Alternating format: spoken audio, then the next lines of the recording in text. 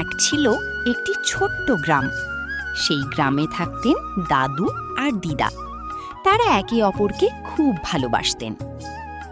একদিন সকালে দিদা বললেন, শুনছো, আজ বাজার থেকে কিছু সবজি এনে দিও। দাদু হাসতে হাসতে বললেন, ঠিক আছে, তবে আজ আমি সবচেয়ে ভালো সবজি নিয়ে আসব। দাদু বাজারে গেলেন। পথে তিনি একটি ছোট বিড়াল ছানা দেখতে পেলেন। বিড়াল ছানাটি ক্ষুধার্ত ছিল। দাদু তাকে একটু খাবার দিলেন। বিড়াল ছানাটি খুশি হয়ে দাদুর পিছু নিল। বাজার থেকে ফিরে দাদু সবজি আর বিড়াল ছানাটি নিয়ে বাড়ি এলেন।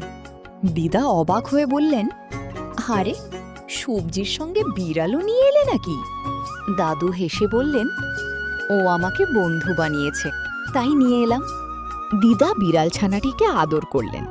তারপর থেকে বিড়ালটি দাদু দিদার সঙ্গেই থাকতে লাগলো। একদিন রাতে চোর তাদের বাড়িতে ঢুকতে চেষ্টা করছিল। বিড়ালটি জোরে ম্যাও ম্যাও করতে লাগলো। দাদু দিদার ঘুম ভেঙে গেল। তারা প্রতিবেশীদের ডাকলেন আর চোর পালিয়ে গেল। দাদু বললেন, দেখলে দিদা, ছোট বন্ধু কত বড় উপকার করলো।